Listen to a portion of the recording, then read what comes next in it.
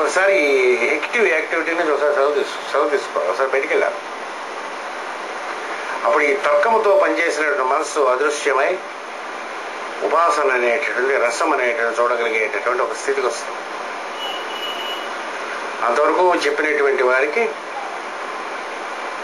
ఈ చిన్న తర్కంతో కూడినటువంటి సమాపత్తి ఉంటుంది. అంటే ఆత్మ యొక్క దర్శనం కలుగుతూ ఉంటుంది. ఇది ఆత్మదర్శనమా కాదా, ఒకసారి ప్రెజెన్స్ వస్తూ ఉంటుంది, మనకి చాలా హాయిగా ఉంటుంది, లైట్గా ఉంటుంది, ఒక అద్భుతమైనటువంటి థాట్ కలుగుతుంది మనకి. మాస్టర్ గారు మనకి పంపించారా ఈ విషయం లేదా, జనంలో కూర్చున్నప్పుడు మంచి విషయాలు కొన్ని తడతాయి. ఈ మాస్టర్ గారు చెప్పారా, మనకే ఆలోచన వచ్చిందా, ఇలా తర్కాలు ఉంటాయి. తప్పే లేదు, సాధనలో అదొక స్థితి.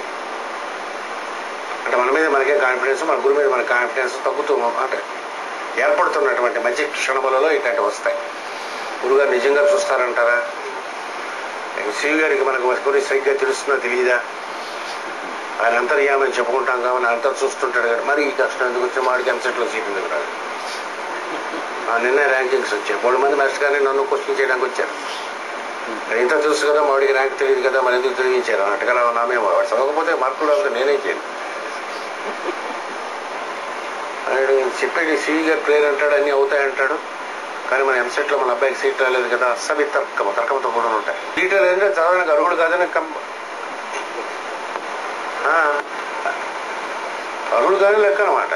లేకపోతే ఇంకోసారి అటెంప్ట్ చేయాలని లెక్క.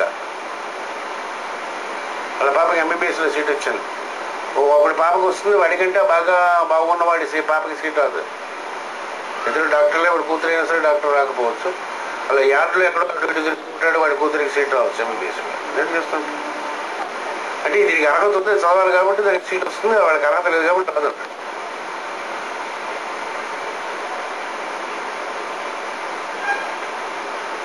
అలా మేషాల గుణాలను ఆలోచించడానికి ట్రై చేయాలన్నమాట. తర్కము వీళ్ళ అనుగుణంగా మార్చుకుంటుంటారు.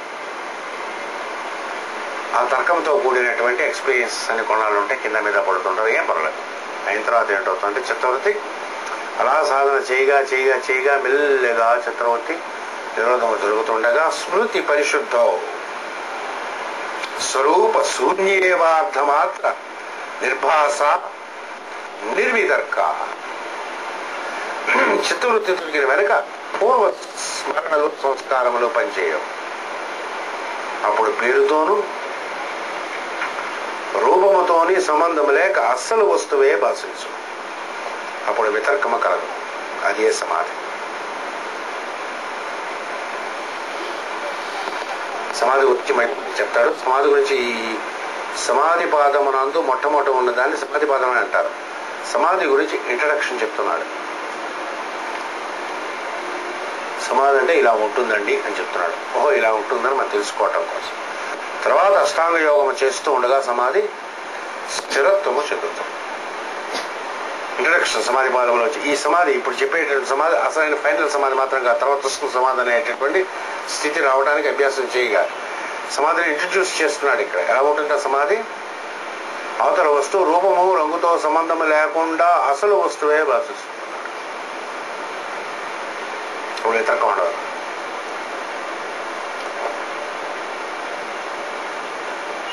పూర్వం ఉండే భావనలు వాసనలన్నీ భస్మైపోతాయి.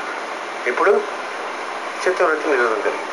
అంటే ఇంత పూర్వం బావమరిదిగా చూసినటువంటి వాడు మా బావమరిది అని ఉండేటటువంటి వాడు బావమరిదిలో ఉండేటటువంటి పురాణ పురుషుడు కనిపించడం మొదలుపడతాడు. వ్యక్తి కనిపించడం మానేసి అందుండేటటువంటి దైవము సాక్షాత్కరించడం మొదలుపడుతుంది. భార్య కనిపించడం మానేస్తుంది. భార్య అందుండేటటువంటి అంతర్యామి కనిపించడం మొదలుపెడతాడు. పుత్రుడు కనిపించడం మానేసి పుత్రుడు అందు అంతర్యామి కనిపించడం పోతే అంతర్యామికి మనం ఏ సేవ చేసుకోవాలనేటువంటిది గుర్తు రావడం మొదలుపెడుతుంది. కూతురు అనేటువంటి అంతర్యామి కనిపిస్తున్నాడు. అల్లుడు దొంగముండా ఒకటి కనిపించడం మానేసి వాడి అందు అంతర్యామి కనిపించడం మొదలుపెడతాడు. ఆ వ్యక్తి ఎలాగుంటాడనేటటువంటిది వాడితో మనకు సంబంధం, మనకు పూర్వం ఉండే సంబంధం జరిగిపోతుంది.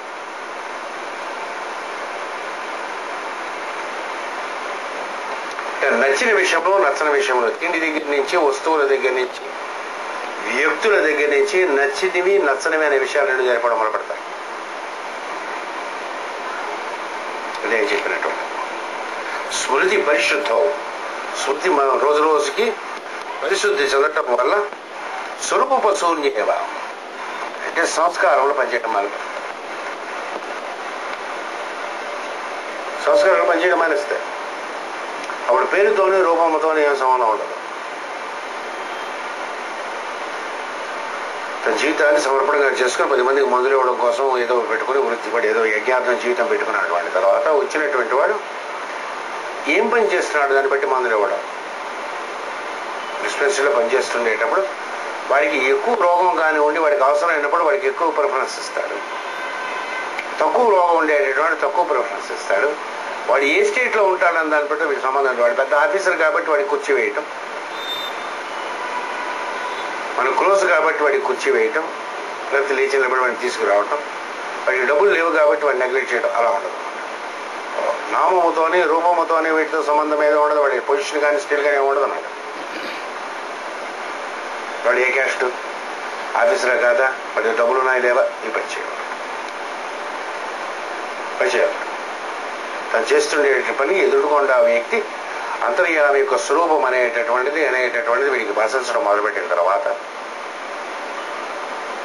అసలు ఉండేటువంటి వస్తువు భాషించడం మొదలుపెట్టి దానికోసం ఇచ్చేటటువంటి ట్రైనే యజ్ఞార్థమైనటువంటి పని రోజు చేయమంటాడు. కొంతసేపు అయినా ఒక యజ్ఞార్థం మనకి పనికిరానటువంటి పని ఏదైనా మనం తీసుకుని చేస్తుండేటప్పుడు 10 మందితో కలిసి పని చేస్తుండేటప్పుడు అందరూ మంచి వాళ్ళైనా సరే, అందరూ యజ్ఞార్థమే ఇక్కడ వచ్చినా సరే, అందరూ సర్వీస్ కోసం వచ్చినా వాళ్ళకి మధ్య విభేదాలు వస్తాయి.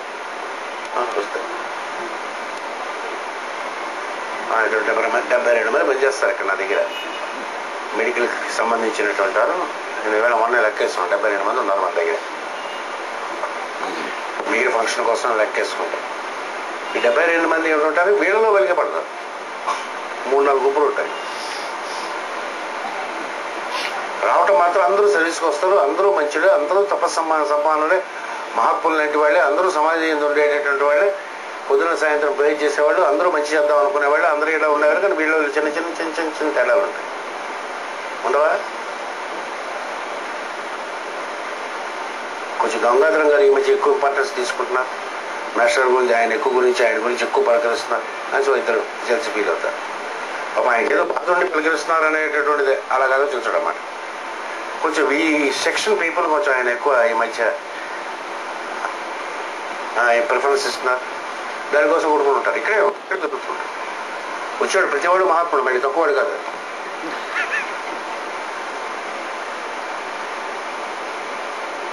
అందువాడు ఇక్కడ వచ్చి చేయాల్సిన పనే ఉంది. అసలు మామూలు రోడ్డు మీదకి వెళ్ళి ఎక్కడో ఇంకేదో చేసుకోవచ్చు కదా బిజినెస్. వాడు రోజు వచ్చి ఇక్కడ మొదలు కొడుతున్నాడు అంటే మహాత్ముడే లెక్క. క్వశ్చన్ లేదు, దండం పెట్టవలసిందే.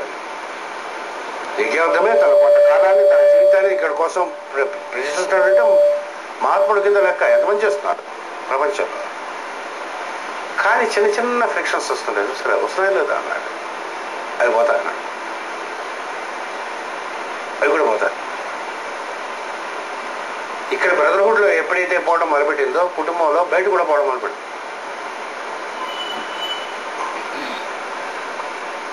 ఇంకోటి కామెంట్ చేయడం కానీ, హర్ట్ చేసేటటువంటి స్పీచ్ చేసేటటువంటి వాడు కానీ, తన స్పీచ్లో వాడు లేనటువంటిప్పుడు నిందించడం చేసినటువంటి వాడు కానీ సమస్యను పోగలడు. ఆ జీవితంలో వాడికి సమాధి పోవడమే తప్ప సమాధి స్థితి మాత్రం సిద్ధిస్తుంది.